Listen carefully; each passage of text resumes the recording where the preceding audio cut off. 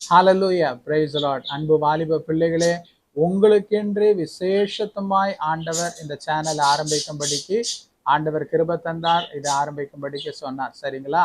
இன்றைக்கு தேவன் நம்மோடு இடைப்படுகிற ஒரு செய்தி என்னவென்றால், அநேக வாலிப பிள்ளைகள் உங்கள் எதிர்காலத்திலே அநேக ஆம்பிஷன்ஸ் வச்சிருக்கிறீங்க. குறிப்பாக நான் நல்ல ஸ்தானத்துல வரணும், நல்ல வேலை கிடைக்கணும், நான் ஃபாரினுக்கு போகணும் வரணும் என்று சொல்லி நல்ல அந்த பிளான்ஸ் எக்ஸ்பெக்டேஷன்ஸ் வச்சிருக்கிறீங்க. ஆனா இன்னைக்கு உங்களோட தகுதியை, இன்னைக்கு உங்களுடைய படிப்பை, இன்னைக்கு நீங்க செய்யற வேலையை வச்சு பார்க்கும்போது அதெல்லாம் ரொம்ப இம்பாசிபிளாக தெரிகிறது. ஓகேவா? ஒரு காரியத்தை அன்பு பிள்ளைகளை, வாலிப பிள்ளைகளை, நீங்கள் என்றைக்கும் நினைச்சு கொள்ளுங்க, சத்தியம் மாறவே மாறாது. அந்த சரித்திரத்திலே பதிவான இந்த வேதாம காரியங்கள் எல்லாம் அது பதிவானது தான். அது இன்றைக்கும் ஜீவனுள்ள வார்த்தைகளாய் இருக்கிறது. இப்போ தாவீதோட வாழ்க்கையை எடுத்து பாருங்க. அவர் ஆடு மேய்ச்சிட்டு கொண்டு இருந்தார். அவர் என்னைக்காவது இந்த இஸ்ரவேல் தேசம், சமஸ்த இஸ்ரவேலுக்கு முழுவதிலும் நான் ராஜாவாக ஆவேன், நான் அரியணையில ஏறுவேன், என் சந்ததி சந்தானத்து முழுவதும் அரசர்களா இருப்பார்கள், எனக்கு பின்பாக என் குமாரன் இது போல இந்த இஸ்ரவேலை ஆண்டு கொள்வார் என்று சொல்லி அவர் நினைச்சிருக்க மாட்டாரு. அவர் அவர்களோட குடும்பத்திலேயே தாவீதை மிகவும் அற்பமாக எண்ணிதான் அவரோட மூத்த சகோதரர்கள்லாம் நல்ல அரசாங்க வேலை, ராஜாவோட அரண்மனையில ராஜாவோடைய அந்த ஆர்மியில வேலை. ஆனா இவருக்கு மட்டும்தான் இந்த ஆடு மேய்க்கிற வேலையா இருந்துச்சு.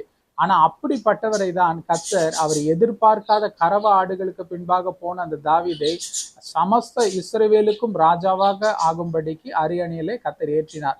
ஆனா அதற்கென்று அவருக்கு சில காலங்கள் காத்திருக்க வேண்டியதா இருந்துச்சு. சில போராட்டங்களை அவர் போராட வேண்டியதா இருந்துச்சு. சில போராட்டங்கள் மீது அவர் கர்த்தருடைய பலத்தோடு ஜெயம் கொள்ள வேண்டியதா இருந்துச்சு.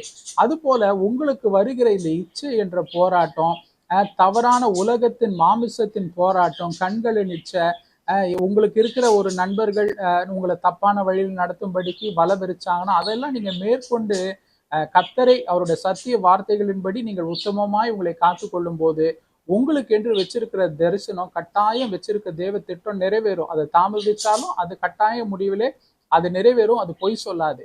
அது போல பிள்ளைகளை, யோசேப்போட வாழ்க்கையும் பார்த்தீங்கன்னா ஒரே சிறை இருப்பு தான். ஆனா ஏற்ற காலம் வரும்போது கர்த்தர் அவருக்குன்னு வச்சிருந்தா, இப்போ சிறைச்சாலையில இருக்கிற ஒருத்தனை இந்த தேசத்திலே நான் ராஜாவுக்கு அடுத்தபடியாக ஒரு பிரைம் மினிஸ்டர் போஸ்டிங்க்கு வருவேன்னு சொன்னா யாராவது நம்புவாங்களா? யோசேப்போட வாழ்க்கை அப்படிதான். கர்த்தருடைய வார்த்தைகள் சத்தியம் என்றைக்கும் மாறாது. அந்த வாக்கு தத்தங்கள் எல்லாம் ஜீவன் உள்ளதும் வல்லமை உள்ளதுமா இருக்குது. அது வீணாய் தரையில விழுவதில்லை. அது கர்த்தர் அதற்கென்று கொடுத்திருக்கிற அந்த வேலையை அது முடிச்சுட்டு தான் ரிட்டர்ன் ஆகும். அதனால நீங்க அந்த வாக்கு தத்தங்கள் ஏராளமாய் பைபிள்ல இருக்கு. எடுத்து அறிக்கையிட்டு ஜெபிங்க. கர்த்தர் உங்களுக்கென்று வைத்திருக்கிற அந்த திட்டத்திலே கட்டாயமாய் ஸ்தானத்திலே கொண்டு போய் சேர்ப்பார். நீங்க ஒரு விஷயத்தை நினைச்சீங்க, என்னைக்குமே கர்த்தர் நம்ம ஒரு காரியத்தை குறித்து வாஞ்சிக்கும் போது, வேண்டிக் கொள்ளும் போது, நீ எண்ணினதற்கும் வேண்டிக் கொண்டதற்கும் மேலாக தான் ஆண்டவர் செய்வார். சரிங்களா? நம்மளுடைய வழிகள், நம்மளுடைய திட்டங்கள், நம்மளுடைய யோசனைகளை காட்டிலும் அப்பாற்பட்டு மிகவும் உயர்ந்த திட்டங்கள் தான் கர்த்தர் நமக்குன்னு வச்சிருக்கிறார். அதனால நீங்க உங்களுக்கு எதிர்காலத்திற்கு வச்சிருக்கிற உங்களுடைய திட்டங்களை விட கர்த்தர் அதிகமாய் உங்களை ஆசீர்வதிப்பார். ஆனா ஒரு காரியத்தை நான் திரும்ப திரும்ப சொல்லுவேன், உங்களை பரிசுத்தமாய் நீதியாய் காத்து கொள்ளுங்க.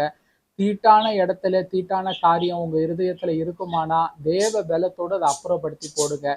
பரிசுத்த ஆவியானவருடைய நிறைவை பெற்றுக்கொண்டு எப்பொழுதும் அவருடைய பலத்தோட இந்த உலகத்துல ஜீவிங்க. God bless you all. Amen.